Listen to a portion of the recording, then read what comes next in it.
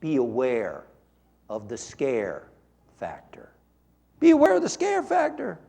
What is the scare factor? The scare factor is, in our culture, people are addicted to the adrenaline rush and to the criticism and arguments and conflicts that occur in relationships.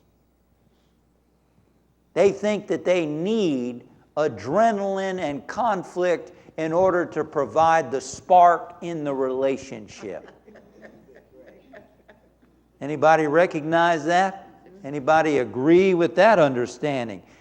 Have you ever been in a relationship full of drama, ups and downs?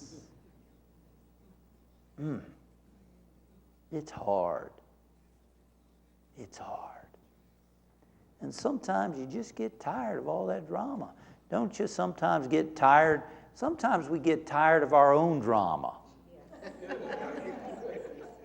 Right? We get tired of that same old yakety-yak going on up in there, yakety voice and emotions and the same old fears jumping up and down, making us worn out and tired. Sometimes we've had enough. Sometimes we get tired of that in a relationship too. Be aware of the scare factor. Notice if maybe there's an addiction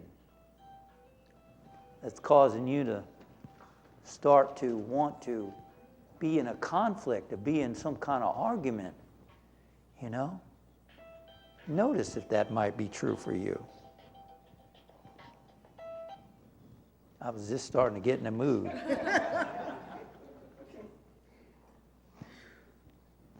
You know the story of Jesus asleep in the boat? And the storm starts to come up on the sea, and the disciples get worried and they get afraid.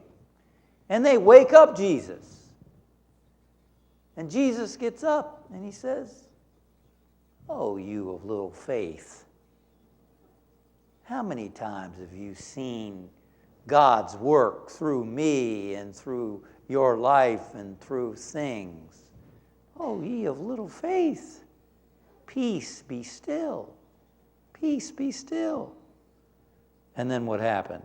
The Bible story says the winds got calm and the sea got calm. And that's very possible for somebody of that magnitude of awareness of God's presence within.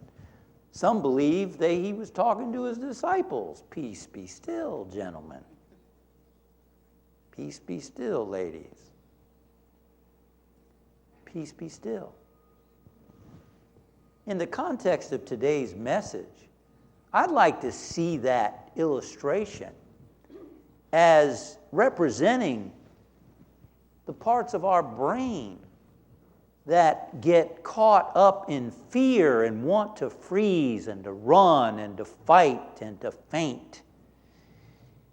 The disciples representing that part of us that get caught up in the fear, that get addicted to the hormone rush of adrenaline, that think that life is about ups and downs and living in fear.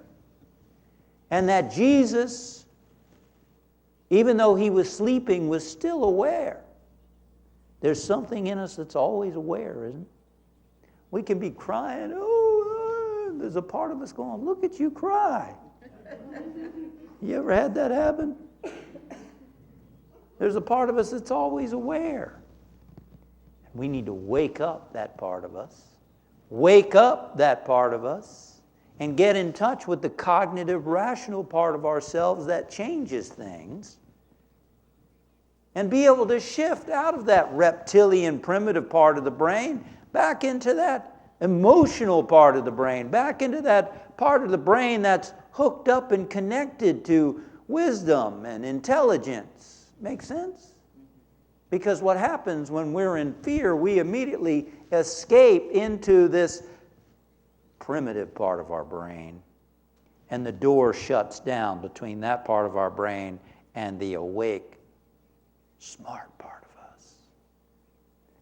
And that's when we can try to reason and rationalize with the other person, or they try to do it with us, and it doesn't go anywhere.